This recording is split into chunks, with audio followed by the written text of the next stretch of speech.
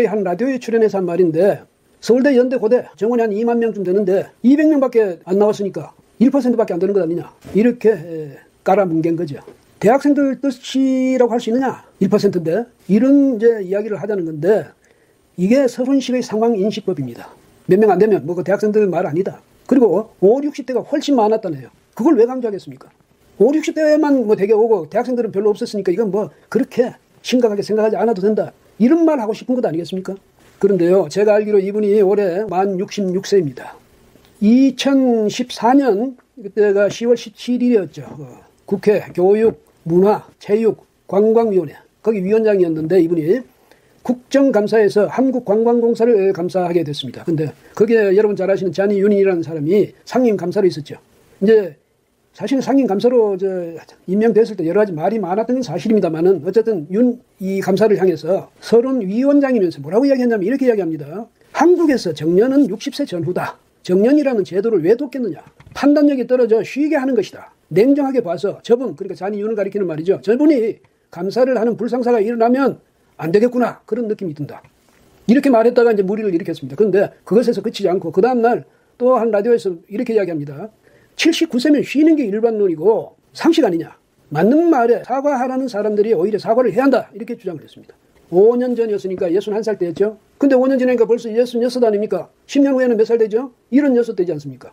이때 이분이 무슨 생각을 하게 될지 지금 벌써 궁금하네요.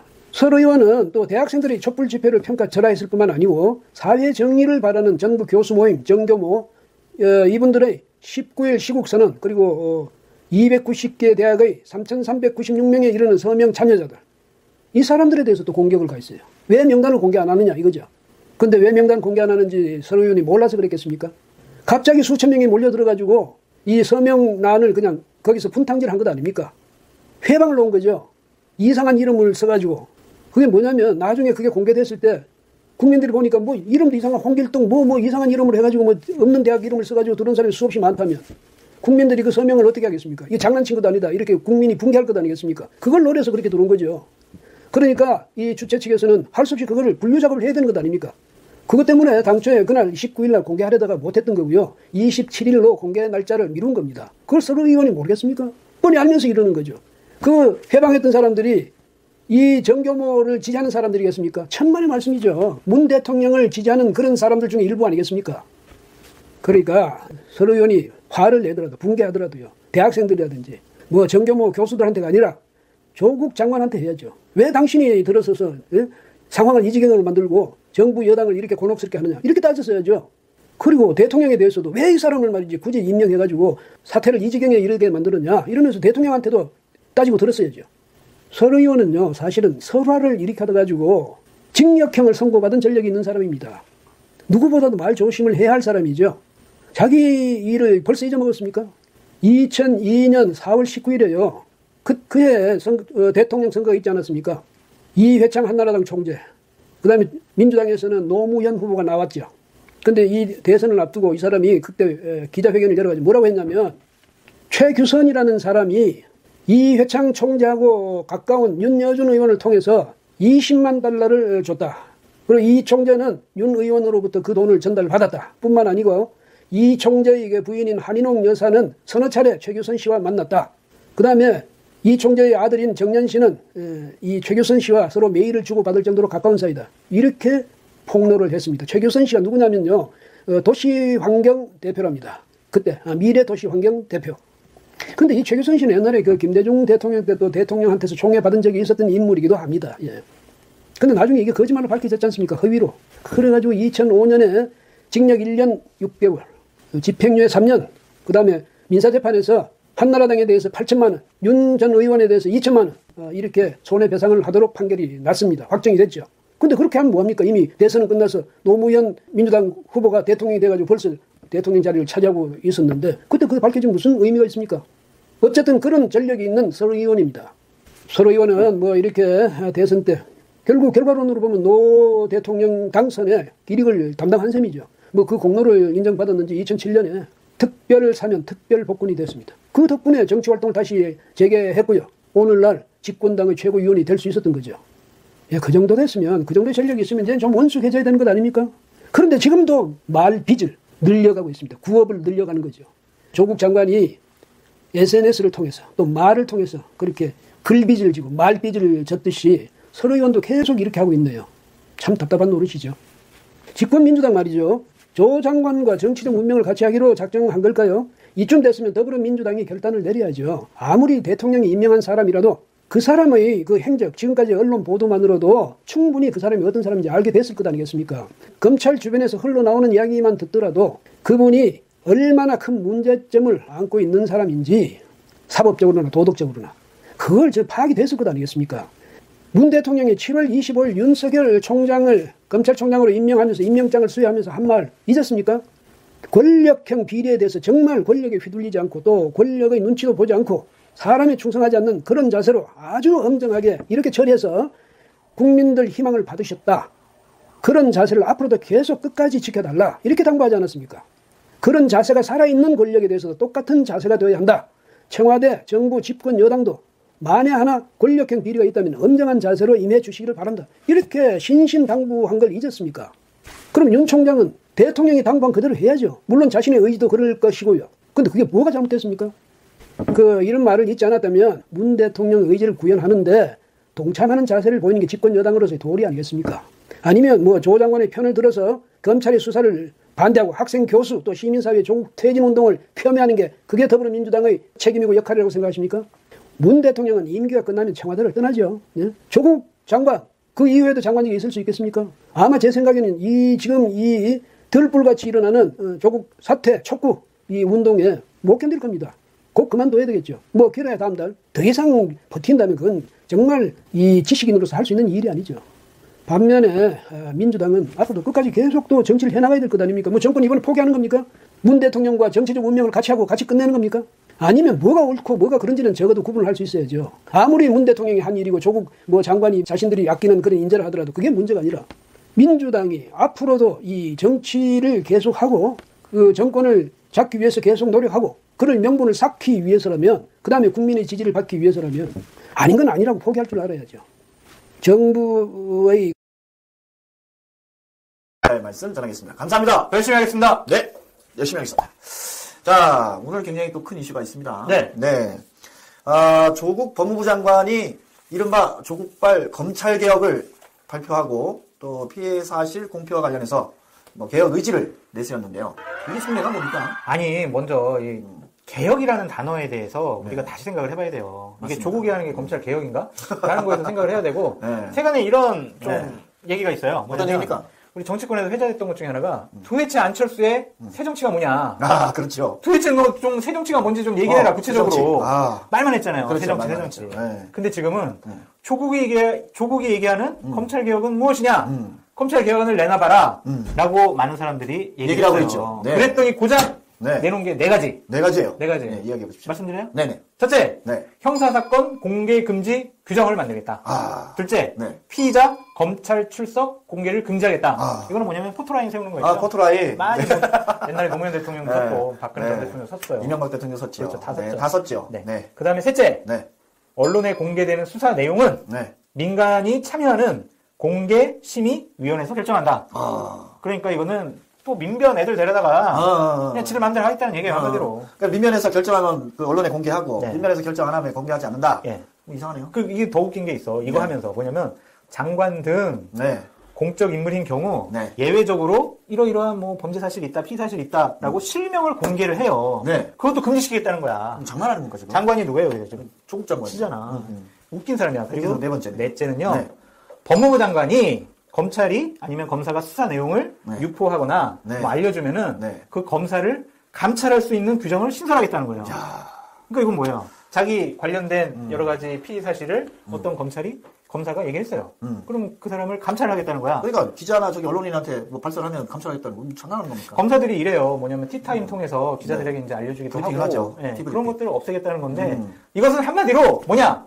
조국이 얘기한 검찰 개혁안은 조국 사건 공개 금지 규정이에요. 맞습니다.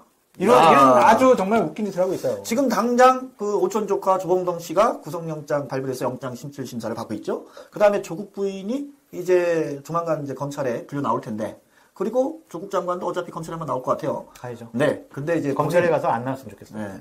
하여튼 그렇지. 그냥 거기 있었으면 좋겠다. 구속영장 발부해서. 아무튼 결국은 자기 수사, 조국 가족 수사에 대해서 언론에 공표하지 않겠다. 뭐 그거네요. 자기 와이프를 위한, 자기 와이프에 의한, 자기 와이프 뭐냐 또 포도피프 뭐 그런 거 있잖아요. 그냥 자기 와이프, 자기 가족들을 위해서 이런 규정을 만들다고 하면서 검찰 개혁이라는 아주 명분을 내세우는 건데 이건 한마디로 법무부 장관으로서의 권한을 휘둘러가지고요. 직권남용이네요. 자기 사건에 대한 혐의를 덮고 네. 노골적으로 검찰 수사를 방해하는 것이다. 방해하는 겁니다. 라는 강력한 의혹이 제기되고 있습니다. 그 전에 앞전에 이제 법무부 장관 되자마자 법무부 감찰국장하고 법무부 차관이 만나가지고 대검차장하고 반부패 부장 만나서 윤석열 총장을 제외한 수사팀을 꾸리면 어떠냐 이런 얘기 했지 않습니까? 그 사람도 검찰 조사 받아야 돼요. 받아야 돼요. 의식 있는 시민단체에서 고발했거든요. 고발했습니다. 당연히 이제 대검에서 받아야죠. 웃긴 거야. 그러니까 법무부 차관과 감찰국장 이런 사람이 검사 출신 아니에요? 이 사람들? 검사 그렇죠. 출신인데? 검사 출신이죠. 검사 출신인데 검사한테 수사를 받아? 진짜 한 번도 경험을 해보지 못한 나라인데 이게요. 참 이 조국 장관이 철면 피고 위선자라는 게 또 드러난 사건이에요. 왜냐면 맞습니다. 지금 얘기한 이 네 가지의 개혁안 규정은 전임 박상기 법무부 장관이 다 원래 마련해놨던 거예요. 그렇죠. 마련했다가 그랬는데 반발도 있고 반발도 있고 조국 후보자 의혹 사건이 나오니까 이거 발표하면은 괜히 오해받겠다. 그러니까 이거는 발표를 좀 미뤄야 되겠다라고 생각을 해가지고 박상기 전 법무부 장관은 발표를 안 했던 건데. 맞습니다. 조국은 장관이 되자마자 그냥 이것부터 지금 시작한다는 거예요. 이것부터 하는데 또 웃기는 건 문 대통령이 추석 메시지의 가장 핵심 키워드로서 뽑은 게 공정입니다. 공정한 나라. 공평, 공정. 아니 이게 공평한 나라, 공정한 나라입니까? 근데 이제 조론왕불이에요, 조론왕불. 이제 조국 장관이라고 하기 싫은데, 하여튼 조국 장관이 이 어떤 공직자로서 자세가 기본적으로 안 되어 있다라는 것도 우리가 다시 알아볼 수가 있어요. 뭐냐면, 본인이 얘기했잖아요. 피의 사실이 공포돼가지고, 뭐 혐의자들이 되게 인권이 침해받는다. 라고 얘기를 했는데, 자기가 민정수석 때, 우리 변창훈 검사 기억나세요? 국정원에서 파견됐던 변창훈 검사가 뭐 국정 농단 뭐 이런 거 관련해서 검찰 수사를 아주 극악하게 받아서 자살한 사건이 있어요. 그리고 이재수 장군 기억하세요? 기무사령관으로서 막 포승줄에 묶여가지고 이렇게 피의 사실 공포도 되고 포트라인에 서가지고 상당히 모욕적인 일을 많이 당해서 그 구속영장이 기각된 지 3일 만에 그냥 극단적인 선택을 해버렸어요. 맞습니다. 이랬을 때는 왜 자기가 민정수석으로서 제도 개선을 하겠다, 아니면 어떤 유감을 표명하겠다? 전혀 안 했잖아요. 교수 시절에는 박근혜 대통령하고, 그 다음에 몇몇 장관들 나오는 거하고 왜 안 하냐. 피해 사실 공개하는 거 공개 지지였고요. 맞아요. 그 SNS에 그거 다 했어요. 트위터에다가 애들 장난하는 것도 아니고. 그래서 이 사람은 양심도 없고 법무부 장관으로서의 자격도 없다. 어떻게 이런 사람을 대통령과 민주당은 계속 옹호하고 계속 끌고 가려고 하는지 정말 상식적으로 도저히 이해가 안 돼요. 맞습니다. 제가 얘기할게요. 조국이 조국에게 말한다. 2017년 3월 1일 조국은 말했습니다. 뭐라고 말했습니까? 박근혜 전 대통령은 검찰 공소장에 피의자로 명기되었을 때 바로 퇴진했어야 한다. 현직 대통령이 피의자로 적시된 것은 사상 유례없는 일이었다. 맞습니다. 이렇게 얘기를 했거든요. 그렇죠. 자, 보세요. 자, 조국이 말합니다. 자, 검찰 기소장에 부인 정경심 씨를 기소하는 검찰 기소장에 조국은 피의자로 되어 있다라고 한 언론사에서 단독 취재했어요. 단독 취재했습니다. 자기도 피의자예요. 장관은 그럼 어떻게 해야죠? 그만둬야죠. 퇴진해야죠. 그만두고 일반인의 입장에서 정정당당하게 조사받고 수사받고 법적인 그런 조치를 당하길 전 간절히 원합니다. 간절히 원합니다. 꼭 자신을 되돌아보길 바래요. 트위터 쓴 거 제발 좀 보세요. 본인이 쓴 거. 근데 얘기가 있어. 조국 장관이 좀 뭐라고 해야 되나? 제정신이 아니다? 그럼 이렇게 하면은 미친놈이 되니까 이렇게 얘기하면 안 되고 좀 상식적이 아니다? 상식적이 아니다. 라는 게 본인 입으로 얘기한 게 있어요. 하나. 뭐 있어요? 인사청문회 때 기억나요? 저는 자유주의자면서 사회주의자입니다. 라고 그러니까 자유주의자면서 어떻게 사회주의 같은 말이 성립이 안 되죠? 그게 무슨 말인지 알아요? 무슨 말입니까? 저는 하나님 믿으면서요, 부처님 믿어요. 이거야. 이게 말이 되냐고. 말이 되냐고요. 그러니까 이렇게 정말 이상한 사고방식을 갖고 정신세계를 갖고 있는 분이 법무부 장관이라는 공직의 무게감을 감당할 수 있느냐? 저는 그렇게 생각하지 않습니다. 그렇습니다.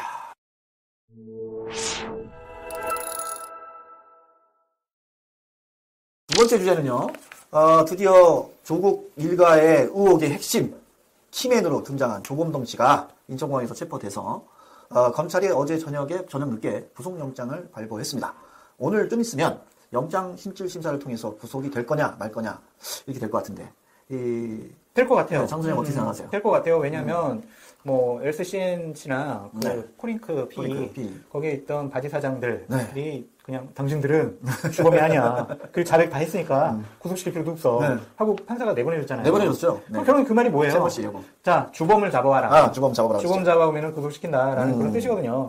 그리고 이제 조범동 씨가 그 잦은 기록이 아니라는 얘기가 있어요. 그게요. 조선일보에서 나왔는데요. 그 체포조가 갔대요. 가가지고 얘기를 설득을 해서 데리고 왔답니다. 뭐 일각에서는 필리핀이다, 일각에서 뭐 괌이다 이렇게 얘기를 하는데 뭐 확실치는 않습니다만은 제일 중요한 건 이 체포조가 검사를 동행한 체포조가 발동이 돼서 가서 데리고 왔다라는 게 일각의 주장입니다. 그러니까 지금 조범동 씨가 이틀 동안 조사를 받았는데 묵비권을 행사하지 않았대요. 그러니까 이 말은 뭔지 알아요? 술술 다 분 거야. 다 분 거야. 왜 불었냐면 이 친구가 34살이잖아요. 37이죠. 34살인데? 37으로 나왔죠. 만원 내기 합시다. 네, 34살인가요? 어쨌든 만원 내면 제가 쏠게요. 네. 이 사람이 겁을 먹은 거지. 겁을 먹은 거지. 자기가 다 뒤집어쓰게 생겼어. 저 검찰 수사를 7번 받아봤거든요. 오, 7번이나 받아봤어요. 전 중수부에서 받아봤는데. 야, 와, 가면은요, 아주 사람 취급을 안 해요. 인간적인 모욕감부터 시작해가지고, 또 물어보는 것도 되게 그냥 정교하게 여러 가지 많이 물어보는데, 거기에 대해서 묵비권을 행사 안 했다는 것 자체가, 나는 뭐 있는 그대로 다 얘기를 하겠다라는 것과, 또 하나는, 잘못하면 내가 주범으로 몰려가지고 난 진짜 오래 살겠네. 그러니까 이거는 사실대로 밝혀야 되겠다라고 결심을 한 것 같아요. 그렇죠. 근데 이제 검찰에서는 세 가지예요. 중요한 혐의를 세 가지 가지고 영장을 쳤는데 하나는 자본시장법위반.